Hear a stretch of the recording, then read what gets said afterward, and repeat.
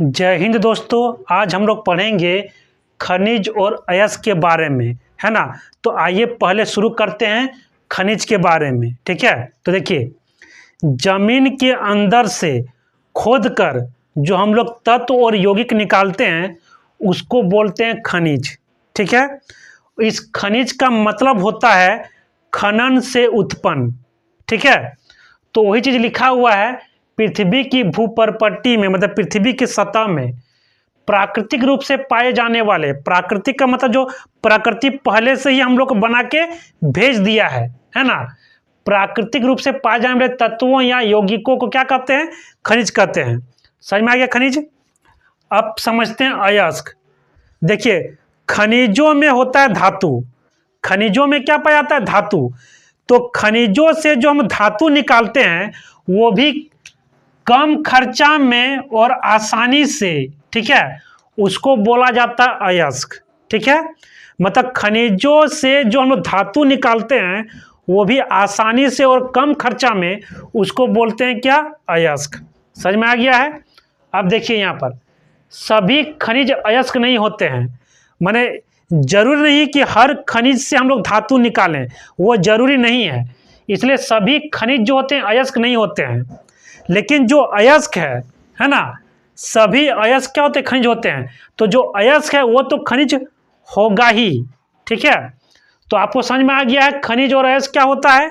अब एक नोट में देखिए, सिनाबार, इसका फॉर्मूला होता है HgS, है ना। मरकरी का एक अयस्क है, मतलब इसी से हम लोग मरकरी क्या करते हैं? प्राप्त करते हैं, ठीक है।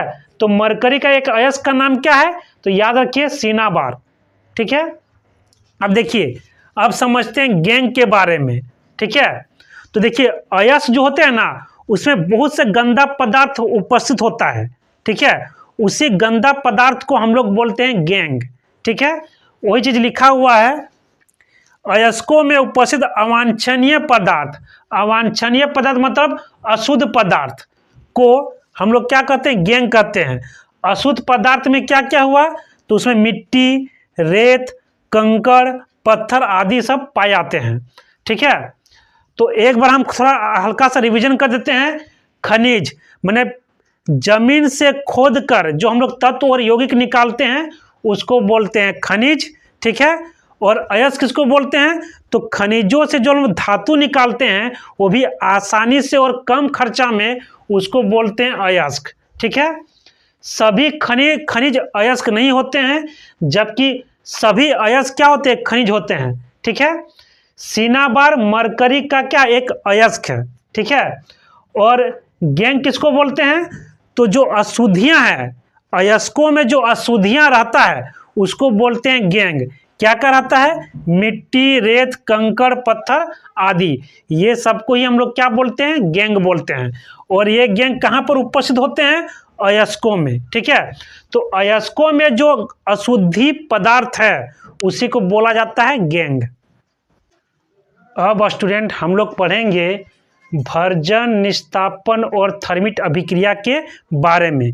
तो आइए एक एक करके शुरू करते हैं। सबसे पहले पढ़ते हैं भर्जन के बारे में, है ना। इसमें क्या होगा?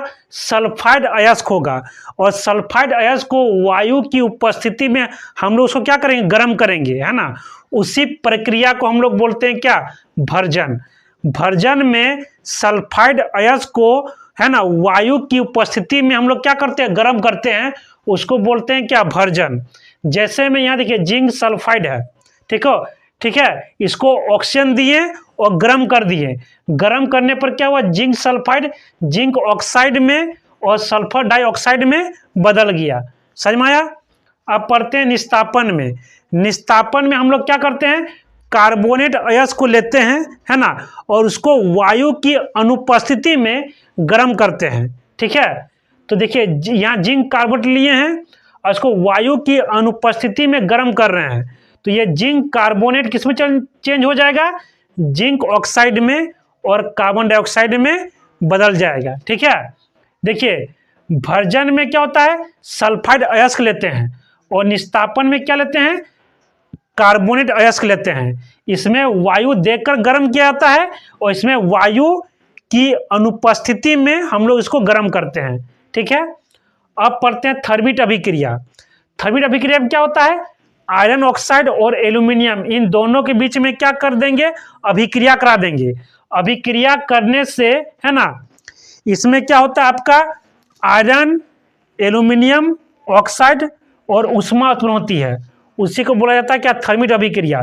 थर्मिट अभिक्रिया में जो ऊष्मा जो होती है ना वो काफी अधिक मात्रा में उत्पन्न होती है। ठीक है, ठीक है। इसीलिए इसका उपयोग क्या होता है, रेल की जो पटरी है उसको जोड़ने में किया जाता है, और यदि मशीन में यदि कोई दरार आ गया तो उसको जोड़ने में भी हम लोग थर्मिट अभिक्रिया का इस्तेमाल करते हैं। ठीक है, तो थर्मिट अभिक्रिया में क्या होता है, आयरन ऑक्साइड की एल्यूमिनियम के साथ अभिक्रिया को हम लोग थर्मिट अभिक्रिया कहते हैं। यह एक क्या है, ऊष्माक्षेपी अभिक्रिया है। ठीक है, इसका उपयोग बता दिए रेल की पटरियों को जोड़ने में और मशीनी पुर्जों की दरारों को जोड़ने में, मतलब मशीन में कोई दरार आ गया तो उसको जोड़ने में हम लोग थर्मिट अभिक्रिया का ही इस्तेमाल करते हैं।